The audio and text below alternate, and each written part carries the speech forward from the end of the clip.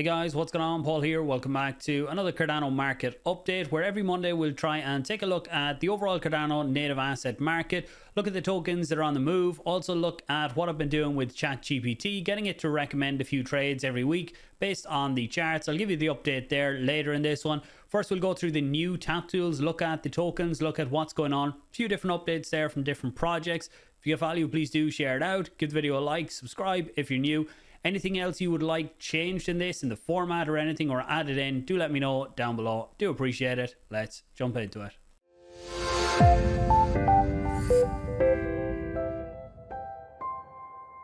Okay, and actually just before we get fully into it, the interview I done with the Chains of War team will come out in the next few days, as well as an interview with the Tokyo team, which is a new wallet coming to Cardano. Was a bit sick over the weekend, so didn't get to edit them, but in the next few days, both of them should come out. So we'll start off looking at the overall market to see what's been happening on Cardano. And this page hasn't changed too much on TapTools, but we'll look at some of the changes in a minute too. So if you look at the dominance in terms of dexes, let me see, actually we'll change this to 7 days. You can see since last week, MinSwap still by far the most dominant dex on Cardano, 74%. If you look at Spectrum next, SundaeSwap V3, Wingriders, ViFi, Sunday V1, and Splash. Now, Axo still isn't included in this. I think it is coming fairly soon, but they would be. I'm not exactly sure what their volume is right now, but they definitely wouldn't be up at min. I'm not sure if they would be ahead of Spectrum or not. Next, then, we look at unique wallets. The interesting thing is you see Wingriders, SundaeSwap replace Spectrum in number 2 and 3 there. And that is with unique wallets. That means that there's more individuals trading on them, whereas the dominance will be more in the volume. So that will be bigger orders, and you'll see that as we go further down. So if you look at that here, you should be able to see it. So you see the users, then you see the users on Spectrum 817, and on Sunday V3 1376, and actually 1400 on Wingriders. So this is, a lot of this would come down to cheaper fees as well. They might have a few more pairs, but the cheaper fees really help when people are going through aggregators. You get more sent to these types of dexes when the fees are smaller there. Now Splash, you see it down here, it does have the smaller fees too, but currently the only pool on Splash is the Splash token itself. And then you have Muesli, Genius, TeddySwap, and Sarah. So that's it for the dexes. So if we look then at, if we go back to the home page, you will see that this is an all new layout for TapTools. Now it hasn't got the best feedback. I do think there is a huge amount of information here, and we are very lucky to have TapTools in Cardano for all of the information that they have here. People did get used to the old layout, but they have gone with this style now. I do see some of the things that people prefer about the old one. There are definitely parts of it that I prefer too. You can see this is more in line with what we see across other chains. If you look at Dex Scanner, you can see a lot of similarities here with this menu down the left, the same type of thing. The layout here, if you look at the headings, they're all very similar to, or the same basically as TapTools now, and the same with the trending and different things up here.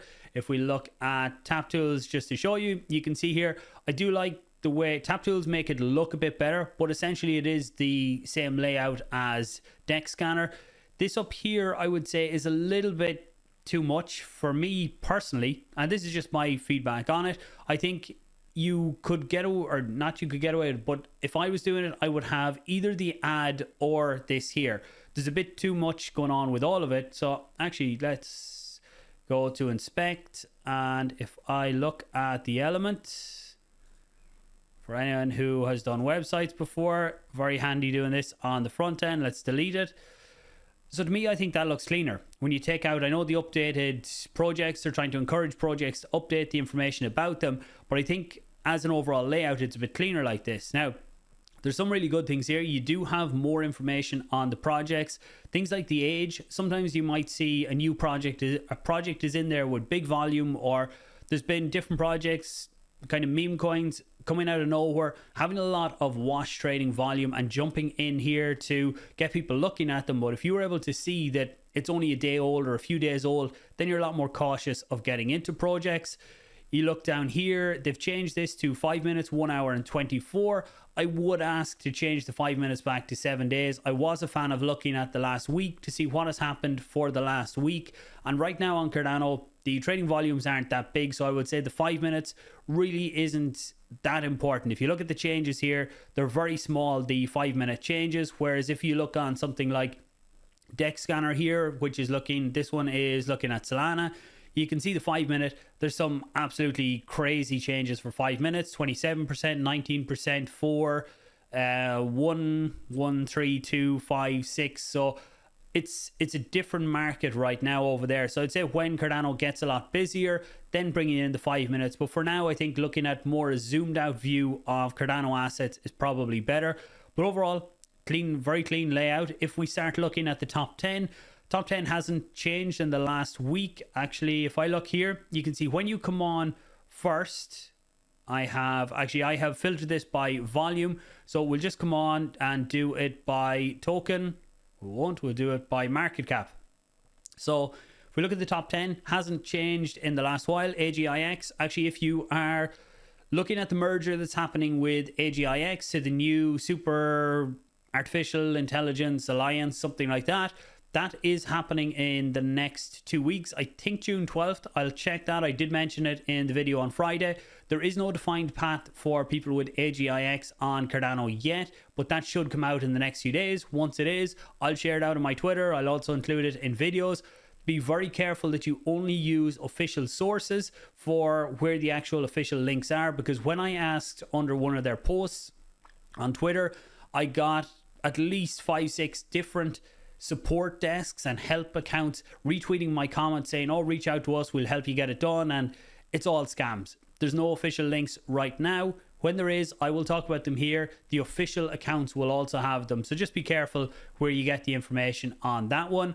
Next, WMT, lots of rumors about June going to be a very good month for WMT. I think overall on the 24 or on the week it was up. Let's actually look at, if we look at the bubbles on ADA Markets, actually just for this.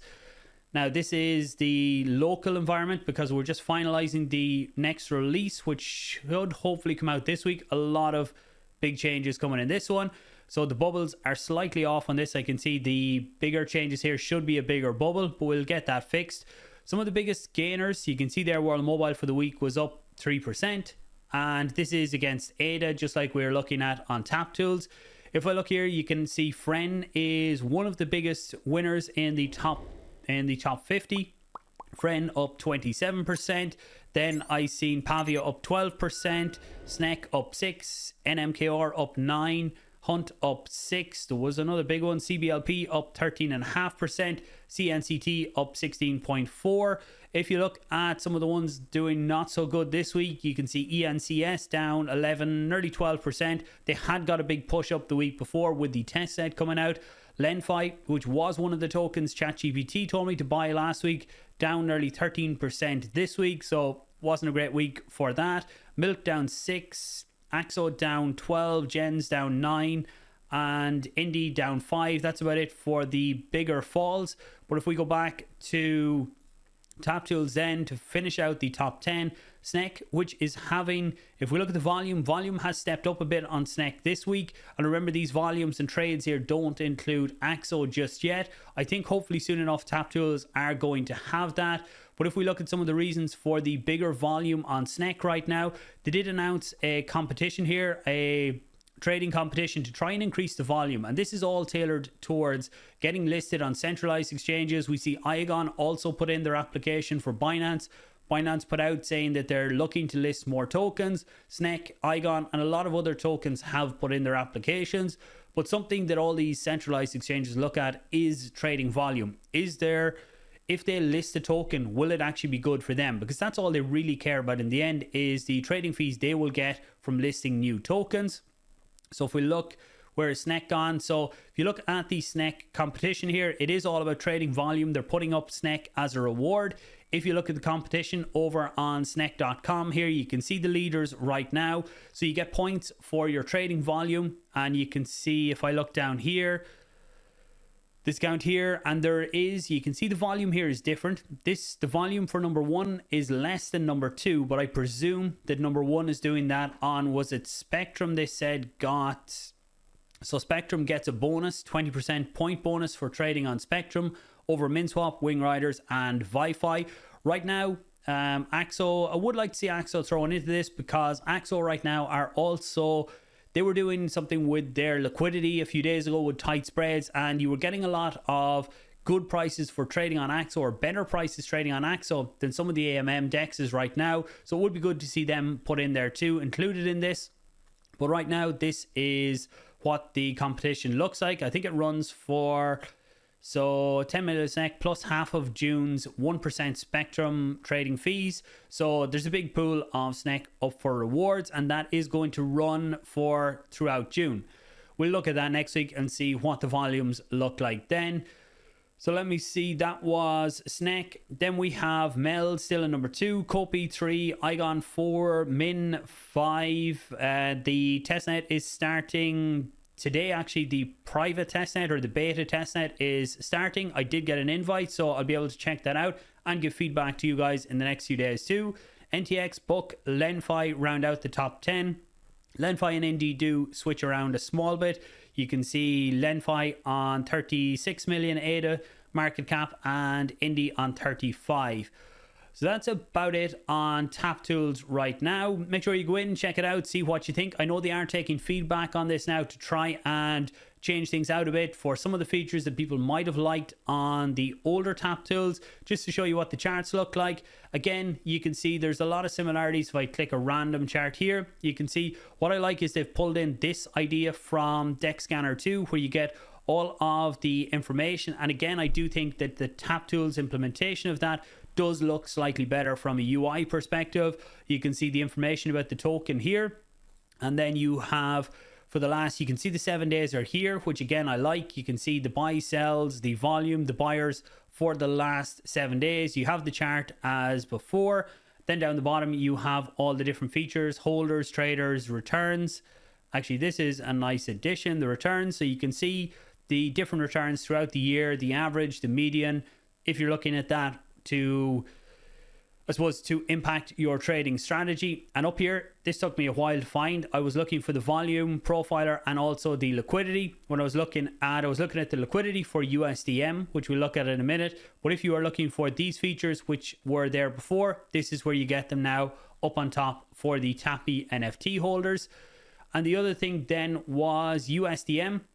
So just before I went to record this, I seen that the $500,000 that was put into the Mehen Finance or bank account a few days ago has now been minted on chain. So you can see it has been minted. So it will be interesting to see where this goes. That does bring the USDM supply on chain to over $1 million, which is great to see. So looking forward to seeing where that goes. And hopefully we see more and more big mints like this, because it really will help DeFi on Cardano. And if you look here on MinSwap, USDM, the USDM ADA pool has crossed enough now to get involved in yield farming, and they are going to be getting some min rewards, some fairly nice rewards right now. I would presume there isn't that many providing liquidity when the rewards are that high right now, but if you're interested, there's an opportunity there too. Okay, and the final thing then is ChatGPT and the trades that I took last week to see how they performed. So if I go back to ADA Markets, I need to refresh because I've just changed the wallet. And if I go into the portfolio then, and you can see here's what the portfolio looks like. Now you see Splash there because I was doing testing with Splash and didn't realize I had this wallet connected. Doesn't really matter. But if I look at the trades then, you can see my trades from last week. Ignore these Splash trades on top. That was done on the wrong account by me. But if you look here, so last week I bought Min. I put in 250 ADA into it. Right now it's down just less than 1%. The Lenfi trade last week with 250 ADA is down 13%. The ADA to SNEK trade is up 12.5%, and because that was 300 ADA, that helps cancel out some of the loss for Lenfi. And then the other trade was World Mobile all the way down here, which is in around even. That was the one we bought 2 weeks ago. It told us to hold it last week because it thought it would recover, and it has recovered back to what we put in. So you can see the asset value now is worth just over 1,000 ADA, so it should be 1,000 ADA that I kept moving around the different tokens.